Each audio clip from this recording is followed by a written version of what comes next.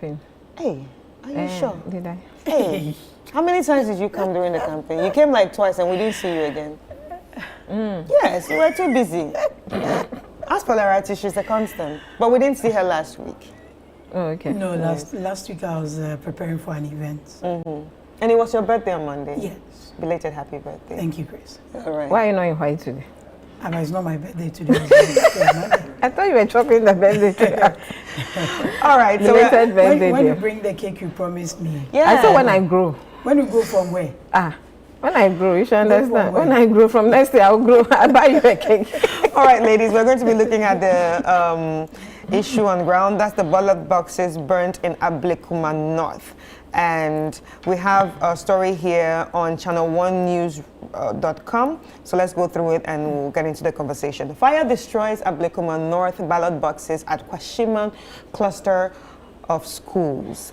A fire outbreak in the early hours of Tuesday, December 17, swept through the Kwashiman cluster of schools in Accra, destroying several ballot boxes stored on the premises. The incident has escalated tension surrounding the already contested parliamentary race in the Ablekuma North constituency, one of the 12 disputed constituencies following the December 7 general elections. Reports indicate that the fire originated in the school's library, which had been temporarily converted into a storage facility at the Ablekuma North constituency ballot boxes. For the Ablekuma North constituency ballot boxes. Eyewitnesses, many of whom live nearby, reported seeing thick smoke and flames engulfing the school as they woke up. An emergency call was placed to the Ghana National Fire Service, prompting a swift response. Firefighters from multiple stations, including Anya, Circle, and Headquarters, were dispatched to the scene. Alex King Nathe, the GNFS Public Relations Officer, confirmed that the fire was quickly brought under control and further efforts were made to prevent it from reignited. The development has raised concerns about the security of the electoral materials in the constituency, and investigations into the cause of the fire are ongoing. Information gathered, I quote, "Information we have gathered indicates that the school was used to store ballot boxes, and so that is why we are still here, and the flames have been subdued," Alex Nate confirmed. "We salvaged all the buildings and were left with just one that we worked so hard to ensure that the fire did not reignite," Nate added.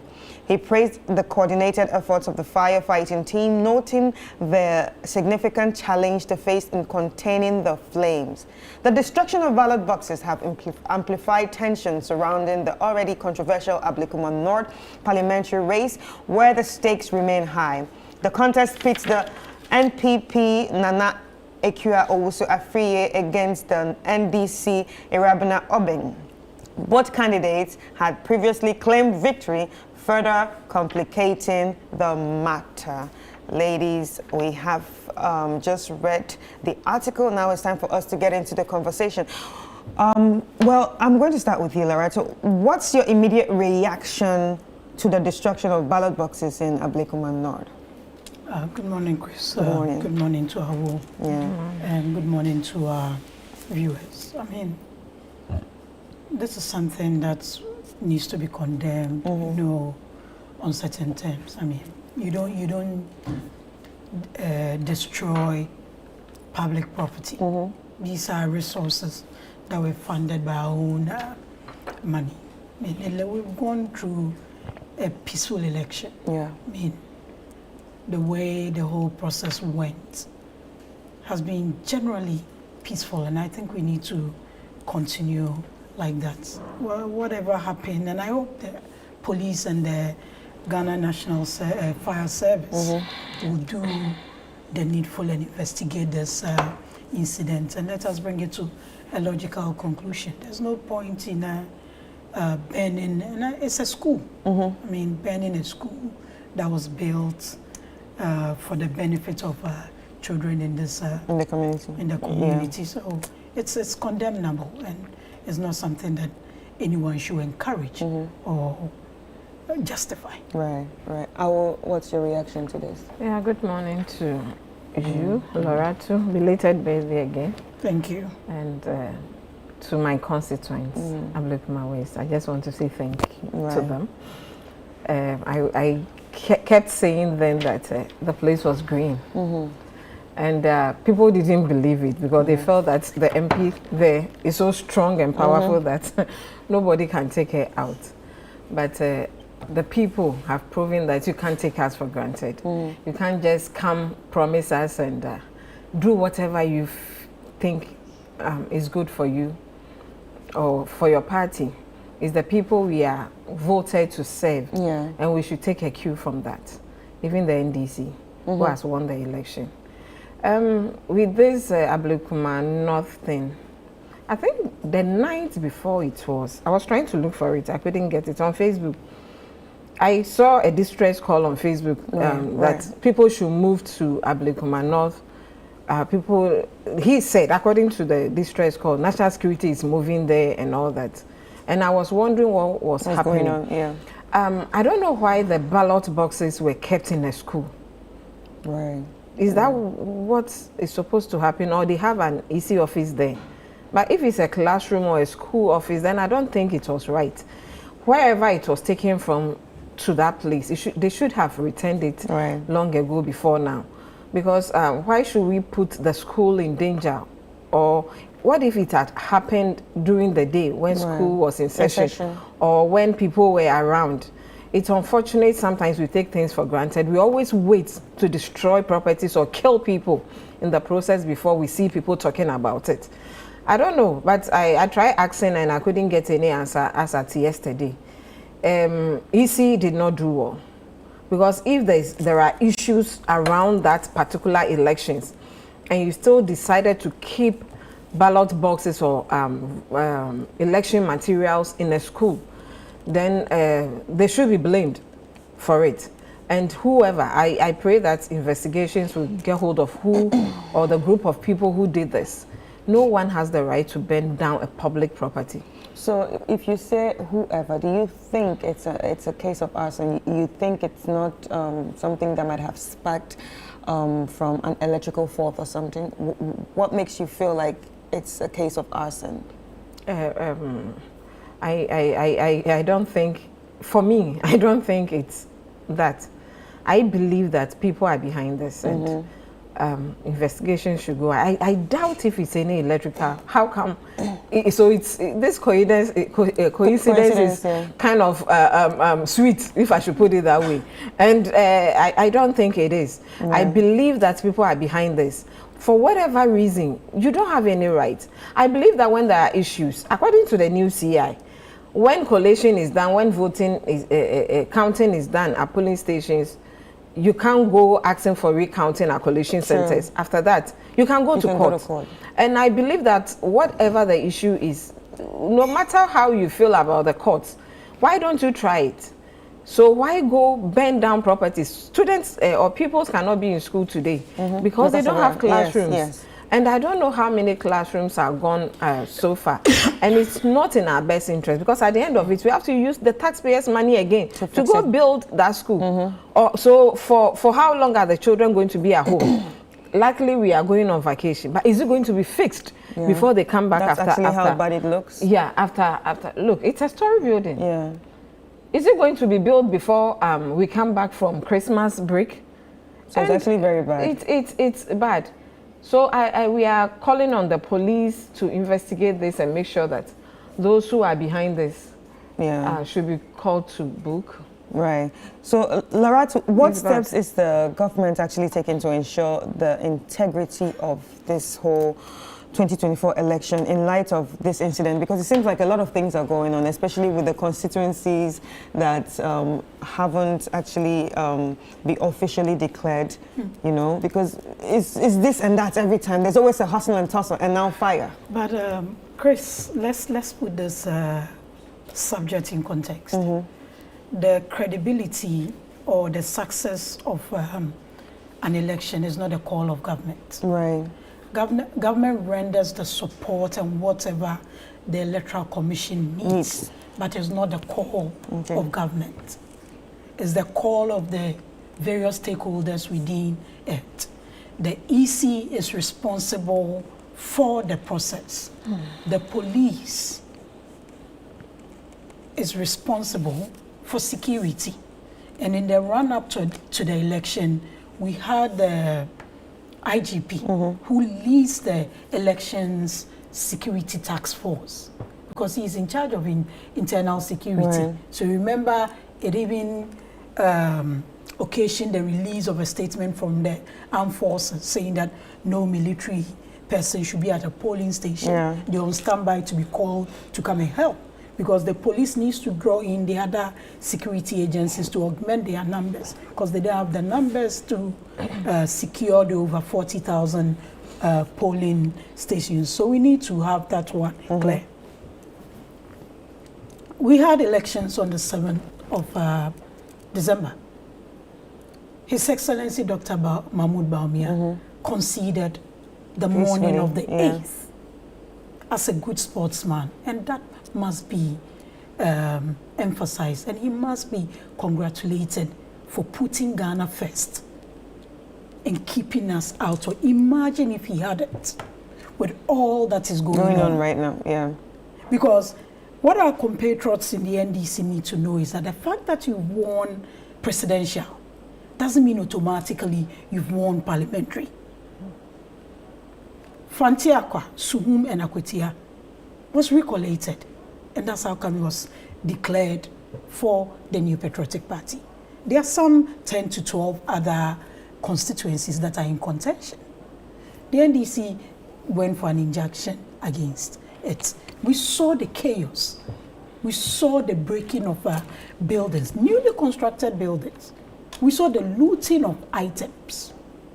So imagine if they hadn't won, the chaos would have been in.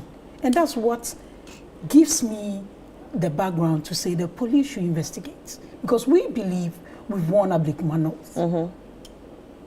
Why go and do anything untoward? All we are calling for is the EC to continue the recollation, so all these things can be closed for us to move on as a nation. Yeah, but both candidates have actually previously claimed victory. So you believe and they believe. So let's recollect. Let's go through the whole process and come to it. I mean, recollation was done in Suhum. Recollation was done in Akwetia. Was done in Fantiakwa North. Okay, so now that the ballot boxes or the room that the ballot boxes or the building that it's actually stored in has been burnt down, what if there's an incident of, very, very important documents that are also to help in recollation there? I don't, pink sheets are not put in ballot boxes.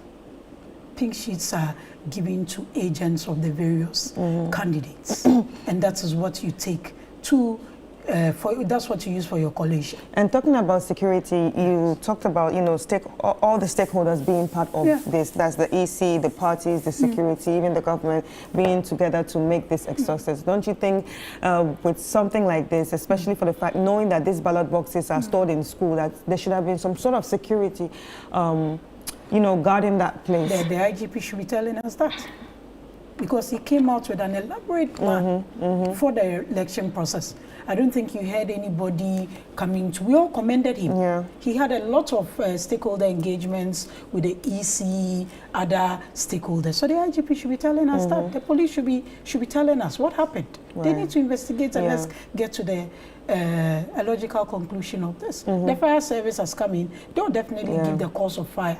Is it electrical? Is it arson? We need to get to the bottom of it. Right, right. So I will, now, with everything happening, do you believe that this incident actually raises the question of election security?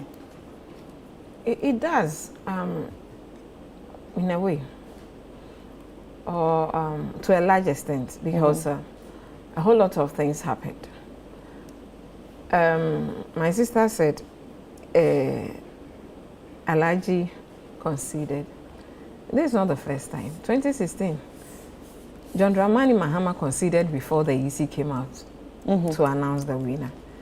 So it's not like he's the first to do it, because the thing was obvious. He had no option. 2020? The figures that were coming tells it all. You don't have to wait to be embarrassed.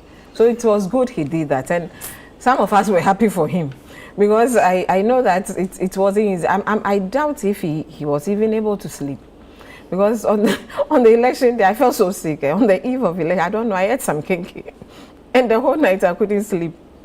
So I was so sick. But when the results started coming, I don't know. Getting better. Everybody started. When everybody was like, "Hey," I said, "Yes, I'm healed," because at least there is good news, you know. That's by the way. With this Ablekuma North thing, like I said from the beginning, the new CI tells us, and it explains it, that recounting can be done at a polling station. After that, you go and collate your results. When results are declared and you are not happy with it, you go to court. And my friends, the NPP, they are quick to go to court. And Afenyo Makins, their leader, is good at that. So I was surprised when he couldn't advise his people to go to court, but rather trying to twist the hand of people to take results that are not theirs, especially when they've been declared, or when people have been declared. Nobody intimidated anybody. When people were being pushed to I'm sure results, some of the when Afenyo Makins was asked from here, they were asking him questions. He was trying to say things, but I was happy your reporter told him that no, the woman was declared by a presiding officer, which is the law. And as soon as a presiding officer declares somebody, the next thing is to go to court. So you can't tell us that somebody has been declared by presiding. Was the presiding officer under some kind of duress? Was a gun at his head? At least it was on video. Who said that? After they declared the people, who coerced them? In the full glare of people. It's not like we put them in some corner, in some room, alone with the NDC. Or it's a lie. To choose their families. Oh, it's a lie. Where is your evidence? You were a law student. I have not gone to school. Please, I'm not a law student. You are not a law student. But where are you? Don't come and give me credentials. Don't come and give me credentials I don't have. But Afenyo Makins is a law person. He's a lawyer. And he's the first person evidence. You just called me a law student when you don't have evidence. You see? Oh, I thought, or maybe it's Amma. So now because I'm close to the two of you, so maybe you forgive me for that. So if Afenyo Makins, who can go to court in the morning and he's giving a ruling by afternoon, for the first time have decided not to go to court, then he knows that what they are doing is wrong. He knows that they are rather trying to do, you know, they did this to us in 2020. Unfortunately, most of our PCs then went to sleep when results were declared, or when they were told that, oh, we are winning. They went to sleep. By morning, things have changed. That's why you didn't sleep this year. So this time around, we decided not to sleep. For some of us, it took us 3-4 days to even go to bed. And some of us, because of that, have got insomnia by it. Because for me, now when I go to bed, it is difficult to sleep because of the 4-day thing that happened. We decided this time around, we're not going to sleep. So we get our results collated well. We get the results announced before we leave any collation center. It wanted to happen in Ablekuma West, in my constituency. We were there when they saw that things were not in their favor. They were trying to enter with 4 boxes. Wow. And that one, they were lucky the ambulance was on standby. The way the boys gave them beating. Because when you look at the pink sheet, it was totally different from our pink sheet. And then now they wanted to back it up with the military. So you were beating people. So, fortunately for us, the commander there was up to the task. He told the military, we don't need you here. Right. We are on top of issues. And where were the ballot boxes coming from? They were supposed to. The boys have to run away. Because honestly, if they hadn't run away, a whole lot of things would have happened that night. Because we were serious. So we told our people that we were going to police every vote. We were going to make, because going around the nation. And was the police present? Yeah. So what did the police do about the ballot boxes and the people carrying the ballot boxes? It was put in the ambulance, wherever they took it. But most of the thing, it was open, and it was on the floor. What was done to them? What happened you said to people, your people beat people. I said they nearly beat them. They would have beaten them. Beating. I didn't say that. If I said that, sorry. All right. They understand. No, police needs to investigate. Oh, the police was there. When they brought the military. What has been done to those who beat people? There was who has the right to be beating police someone? was there. Police was there. And so I said they were lucky the ambulance were there. They have to whisk them they gave out. them a good beating. Why are you backtracking? You see? I think it's important that we know that yes, the police was the there. issue of violence is actually not accepted. So, but also we also have to also note that, you know, bringing in, you know, ballot boxes from nowhere, it's a problem. It's an issue. But you don't stop a crime with a crime. Yeah, so that's why I asked. That is why I asked you, what did the police do? I claim police were there. So what did the police do? People go beating the people when police were there. No, the security started it first. That's one thing. I saw the thing. I asked somebody at the gate, where is this one coming from? Because polls stopped at 5. Counting by 7, everything was at the collation center. So where from this one? Luckily for us, I'm coming. Polls stop at 5, but 5, there's a queue. It continues. No, for us, our place. There was no queue. This election, there was so much low turnout everywhere. So we didn't have this issue of a queue after 5 and all that. I'm interested in the beating and how it it's a lie to help you. Forget it. Be investigated. So do you understand? So we had to call the attention of the police that there's something happening there. But luckily for them, the boys who saw them now wanted to take the box first before they deal with them. And I don't know where the ambulance came from. Whether it was following them or it was coming there by itself or whatever, then they have to be weeks away. Fortunately, when we opened the box, it was printed in the name of Bawumia, Alhaji Bawumia, and Honorable Oslo Wusu. And a little, you see a little for other candidates when it comes to the presidential, and like 2, 3. So everything was on the floor. And you could see that the stamp itself and the pink sheet was quite different. And I was like, so what saved us? We as executives and the campaign team of my constituency, we were trained as a team because we wanted to know every police station as if we knew these things, because we realized that this thing has been happening. If you are not on top of the number of polling stations you have, you are there. Maybe we have a cluster of police stations in a particular school, like 3, 4. Then you will be there, then they'll add the 6th and the 7th one. And these things have been happening. So we had to go for training, intensive one, alongside the our agents on this particular thing. So this time around, when we asked, where is this coming from? They mentioned, I said, no, this place, we have only 2 police stations. So where is the 3rd and the 4th coming from? This one is coming from here. It is not possible.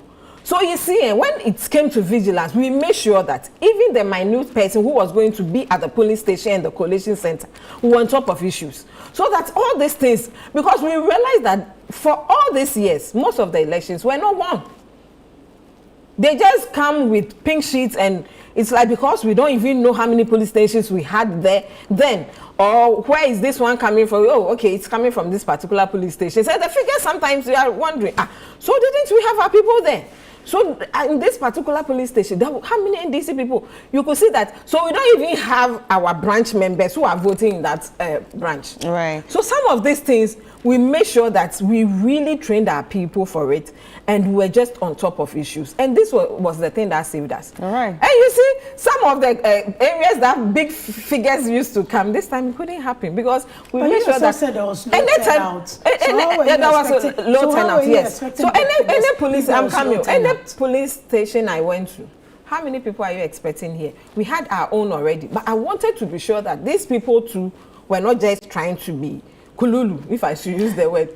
Because if it's 100 people you are expecting, I have the list. So this police, how many people? Some of them will say, oh, I'm not sure. I said, as a PO here, you should know. Yes. So if you tell me you don't know, then you are lying. And you are trying to do something. Then some of them will force to go and check and come and tell you, okay, we're expecting this. When I cross-check, fine. Wow. But if you give me a different figure, me and you, it was like a police station I go to. I'm voting here, and Loratu sitting there is seeing what I'm voting. And the PO was like, oh, there is son. I said, go for canopy. The 2 parties will have to pay. If you don't go for canopy, the voting has to stop. Because at the end of it, everybody was seeing what somebody was voting. Wow. And as I stood, I saw 3 people and I knew where they voted. And it wasn't the best.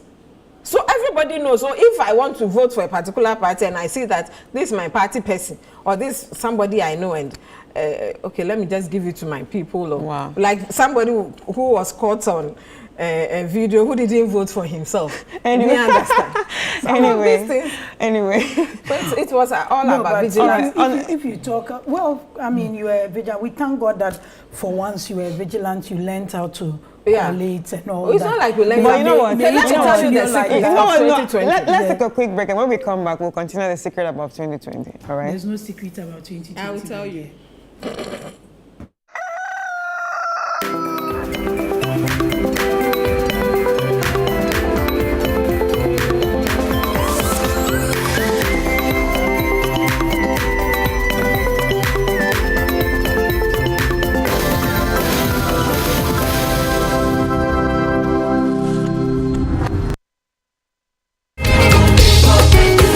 This Christmas season, prepare your hearts for an unforgettable worship experience on Sunday, 22nd December 2024. Join MOG Music, Barry Nikwe, Sisi Chum, Daughters of Glorious Jesus, alongside God's own crew and Empress as we gather for Christmas with MOG. The venue is ICGC Zoe Temple, Tema. Gates opening at 4 p.m. Event starts at 5 p.m. Rate 50 Ghana Cedis single, 80 Ghana Cedis double, and 150 Ghana Cedis VIP. Tickets are available at Airport Shell and Community 11 Shell, or dial star 389 star 777 hash to secure your spot. It is going to be a night of drama and worship. Remember, it's happening on Sunday, the 22nd of December 2024. Media partners ChannelOne TV. Don't miss this opportunity to celebrate the birth of Christ with powerful worship, electrifying music, and the warmth of fellowship.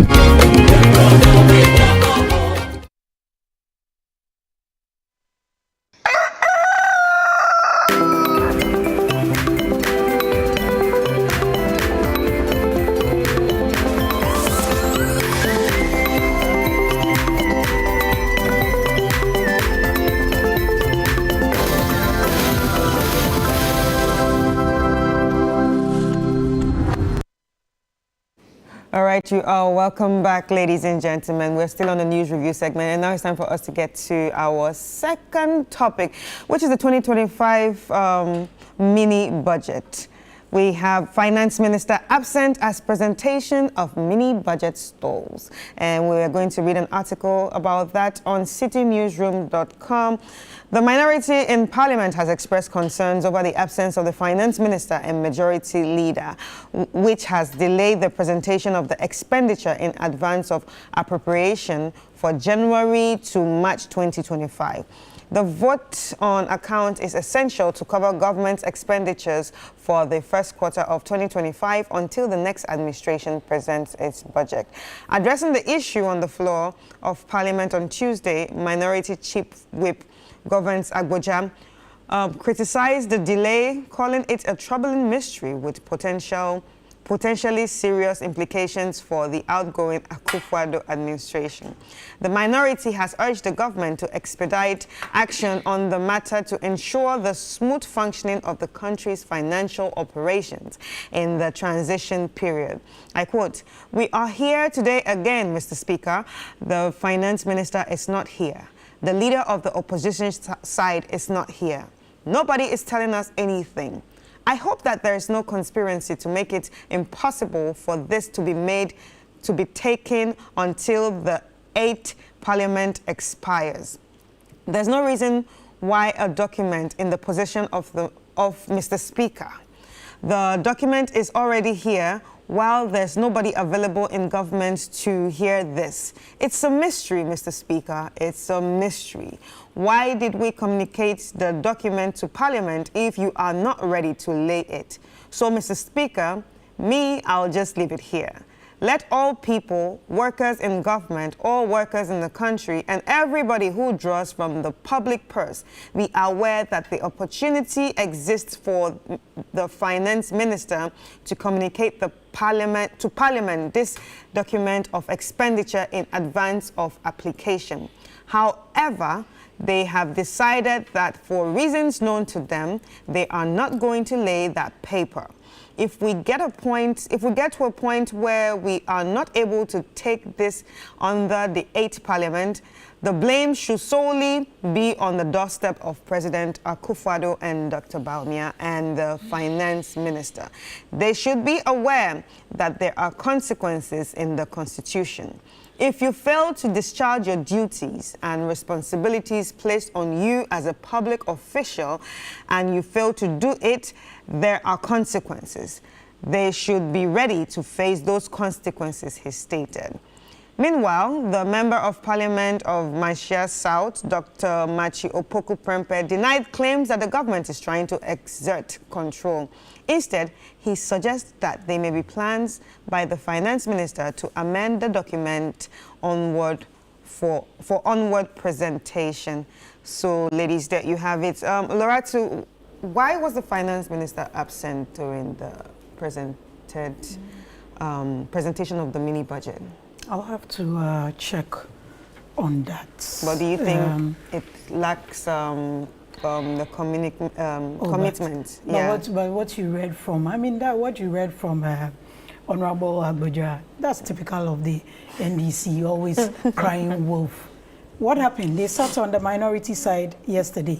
How interesting. I thought they were going to sit on the majority side. But you see, when we're all talking about they just trying to delay the process and playing politics, partisan politics, with the well-being of the nation. People thought we were just talking for the fun of it. It's clear now. What did Speaker tell parliamentarians? What did Speaker tell us when majority leader? Today they accept their minority. When majority leader Fanyo Makin requested for the recall of Parliament, said the most important thing on their calendar is going to campaign. Campaign has ended. Results have been declared. Work needs to be done before anything is presented to Parliament. And I believe that's what the Finance Minister is doing. Nobody would deliberately just decide not to come and present. At the end of the day, it's to the benefit of the people of Ghana, especially public sector workers. I mean, all this shouting and saying the blame should be put at the doorstep. When Speaker was putting the recall of Parliament on the 16th of December, he didn't consider all these things. Probably, if he had heeded to the call of majority leader and called, probably won't be having this conversation now. How many days to Christmas? But do you think this should be an issue of blame game? It's not an issue of blame game. I'm saying this because of what Honorable Agboja said. Does he know the things he's saying for a fact? Did he reach out to them? That's what they asked us the last time, right? Did we reach out to ask what the issue? Did he reach out to them, or he's just assuming that elections have come to an end, people will behave like the way they behave? Whatever you say about one person is actually what you are or what you're thinking. Right. Nobody will do anything to stop. Work has to be done on whatever has to be presented, so that it will be presented well in the interest and the best interest of these nations. So, crying wolf, and I hope that they will learn from what has happened. But listening to most of them, and I said on another network, listening to the leaders of the NDC, I don't think they've learned any lessons. But we wish them well. Right. And congratulations to them. Right. Awa has been waiting for me to congratulate all this while. Congratulations to the president-elect. Congratulations to the NDC. I mean, they made us, they told us that they advised us, we didn't listen. They told us that wisdom was calling us, we didn't listen. The people of Ghana have decided. Nobody can challenge the will of God. His Excellency, the Vice President, did what he did, put the context of the Peace Pact into, didn't drag the issues, conceded as a good sportsman. They have the mandate, they have absolute majority in Parliament. And the president-elect is Christian. So I'll share a quote that a friend shared with me after this election. Said, well, Luke 12:48. And that is what I also share with His Excellency, the president-elect. We wish them well. If this country moves as it should, we all benefit because we live here. But we'll all be watching. will be citizens and not spectators. Right. They have a 120-day contract with the people of Ghana. We will all be following it. It has 26 items. We will all be following. Some are supposed to be done in 14 days. Some are supposed to be done in 19 days. Fortunately, they have a president who had a cause to, a candidate who had a cause to chastise His Excellency Nana Dankwa Akufo-Addo and Dr. Bawumia, not to criticize, because they've never been president before. Fortunately, he has been a vice president, he has been president, finished his boss's remaining term, became a substantive president in his own right. He has the experience. We have a now majority that will be in the 9th Parliament that said they advised us. They know how to make things better. We are not leaving them with an economy that they said all the meat has been eaten, is left with the bones. We are leaving them with an economy that is back to pre-COVID growth figures. Right. They should do well by Ghanaians. Right. They should show appreciation for the overwhelming endorsement that the people of Ghana have given them. Right. And let them put the country. But like I said somewhere, and they said I'm wishing them well and not wishing them well. We know what the NDC is made of, but we still wish them well. Okay. But I doubt if they can do anything different from what they used to. We saw them when they took over government in 2009. We saw how they left it in 2016. Right. It's been left with good growth figures now. Indices are looking good. The dollar that they were going is now gradually coming down. Don't you think it's because of the December factor, Christmas factor? No, please. Work was going on till we went to election. Right. So we hope that they don't come and eat the meat and leave the bones for us again. Oh, wow. That's shots fired. I also, the minority, soon to be majority, has actually been very vocal about the absence of the finance minister. So what specific implications does this actually have when it comes to accountability and parliamentary oversight?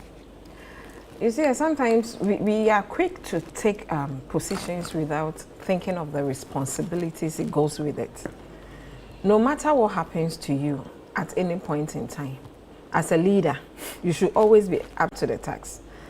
I have the cause to stay with captains of Navy captains and pilots, and it always tells you that you are the last person to leave the boat in case it's sinking. So if you are a minister, and at this point you are needed to bring a mini budget for the first quarter of the year, next year, and you've decided to stay at home, who did you talk to?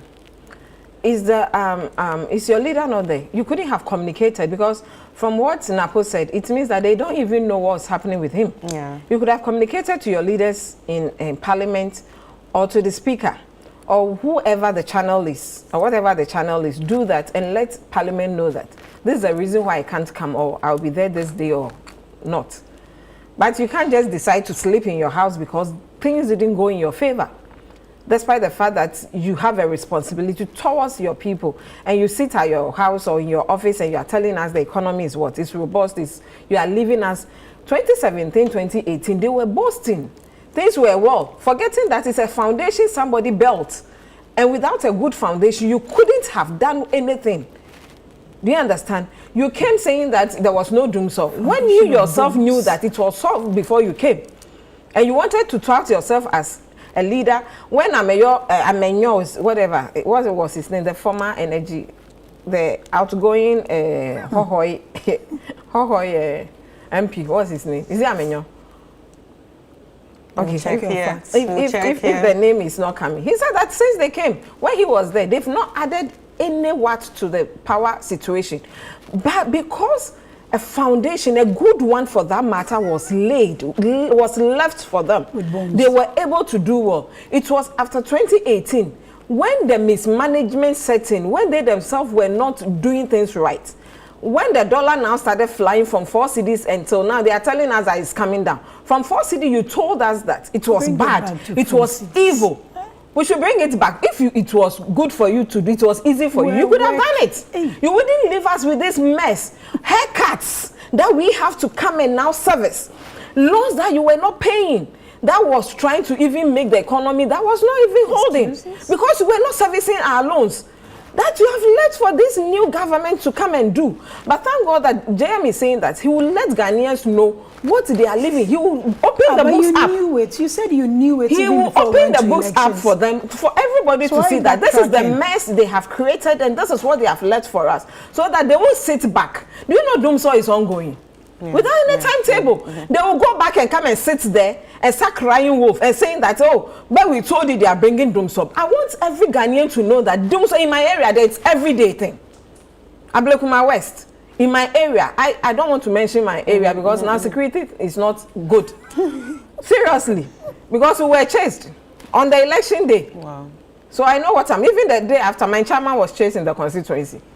So please, we are telling Ghanaians that Dumso is back, but they are refusing to give us timetable. And after January, they will come and sit and tell us that we brought Dumso back. This government is not paying people who are giving us light. This government is, we can do, so you have to mess it up and leave it. We are telling Ghanaians the mess you have created and you are leaving it for us. And this time, I don't know what they are doing. Recruiting people, are stopping recruitments and all that. We have to stop it. How do you come and recruit people after they set up? I beg you, let me finish what I'm saying. But wait, from what Lorati said earlier, she actually asserted what the finance minister said. We are handing over a strong economy. What kind of strong economy? Exactly. That's against the bones you when I'm buying toothbrush for 90, common toothbrush for 90. So that's why we need. I'm complaining about that's why we need. Ghanaians have given you the mandate. Why are you complaining? We are complaining that you have messed up the economy. Okay, so what are you talking about? Can you actually provide the indicators that support the statement that it's the economy is bouncing back? Before COVID, we're doing an average of 7.2, 7.4. And we are back to, I think, 7.2 or 7.4 growth rate. The inflation figures and all that shot up so high are gradually, steadily coming up. You've seen the interbank rates and all that. The services sector grew. I think the only sector that didn't really appreciate was the agri sector, and we had already spoken about the dry spell and its consequences. But the industry sector also marginally grew. Those are the figures we are going to deal with. Unlike when they left us with an economy that they said we are eating all the bones. And this was not from us. It was from the current, the president-elect said, we've eaten all the meat, it's left with the bones. They said it. And you get it. Why did he say that? There's a transition process going on. I think every minute the spokesperson, Felix, sends out a statement on one thing or the other. Yesterday I had calls to listen to him and Information Minister, my own sister Fati, on issues that are not being put in the right context. But whatever it is, the people of Ghana said, 2000, there was a change of government. That's after 8 years.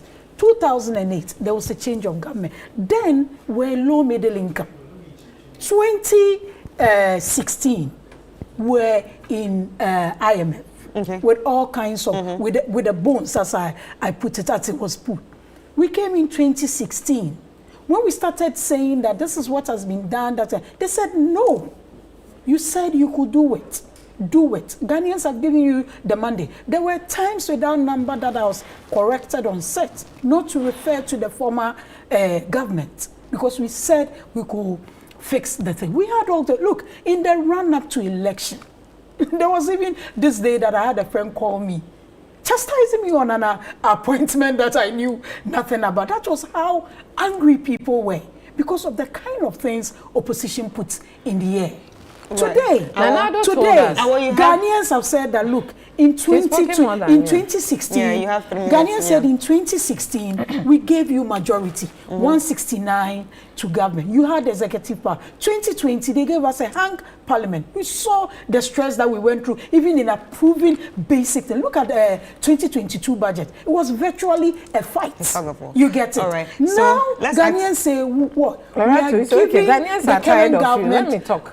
2/3 in parliament. You have absolute power. You have executive power. Fix the country. All so right. stop complaining and focus. I will.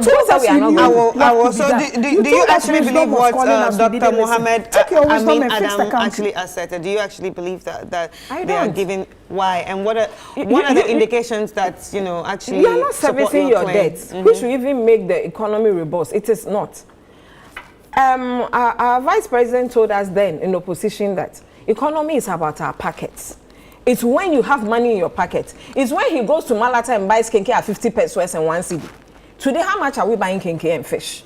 If you don't have 40 cedis, you can't really eat kenke and know that I've eaten kenke and fish and enjoy yourself. This is what we are talking. When I could use 40 cedis to prepare palm soup and fufu in my house, today 10 cedi buys you nothing. Egg is 4 cedi, 50 pesos. So by December, we are buying 1 egg at 5 cedis. That is where we are getting to. That is the economy we are talking about. When you are giving me figures, and it doesn't reflect in my life. When people are having haircuts, and because of that, they are dying. When our grandparents who decided to keep their monies for their old age, where they can chop their mouth small and take sweets in old age, you have taken their monies from putting your hands in our pocket and pickpocketing us. Today you are telling us the economy. What kind of economy are you talking about? When the new government has to come and pay people with haircuts, when the new government has to come and service the debt, you told us we will not go to IMF, so we should go into e-levy. You gave us e-levy. After that, you went to IMF. Keep quiet, let me talk. You went to IMF, and today you have taken us into what you said. Even something you said you can fix it. Do you understand me? Yes, we are going to fix it, but we would like to let Ghanaians know that the mess you left for us. So you cannot come and tell us that you are living a good economy for a strong economy. What kind of economy are you talking about? We gave you an IMF that you went and took money and come and ate kenke and watch it with it. What are you talking about? We gave you an economy that you were able to organize party. You said you can do it. A finance minister who uses his own bank to go and buy bonds for us and chop our money.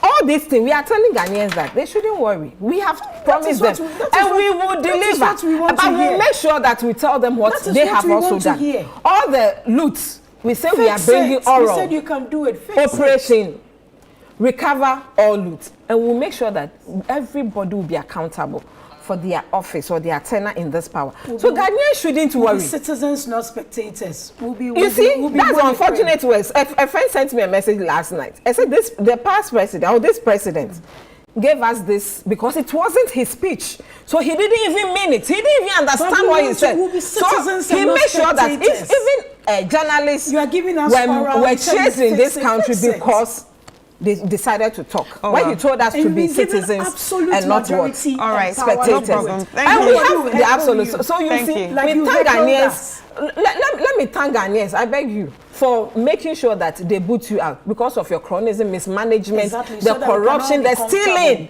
But we have promised them they'll recover. I don't know if you have seen the letter from signed by our speaker for the team, Felix. There's a team in place who is going to make sure anti-corruption this thing. It's led by Honorable Kujetu. Right. We know him. As for him, he will go into your bedroom, bring all the secrets, and when they hear his name, like Napo in Parliament, yesterday when they were interviewing us also, apart from Kujetu's name, Napo doesn't know anybody in this country. All right, because he made their lives hell, and we'll make sure that this is not a talk shop like they did. This is going to be. We wish you well. A do-do. You don't have any option than to wish us well. And we're all here to witness this. Yes, because we want you to be comfortable. I want to be. And she herself, you bring the dollar. Did when you tell us when you say you have thank you so much. Where are you able? Thank you so much. Ladies and gentlemen, so we've been speaking to Awo Kekeli Edubia, the member of the National Communications.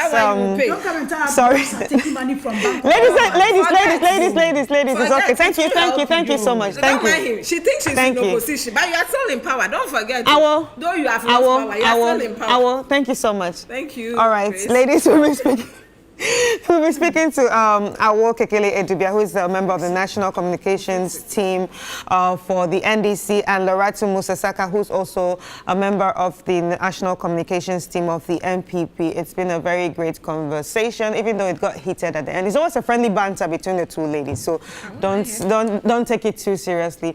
We'll take a quick break and we'll be back with more.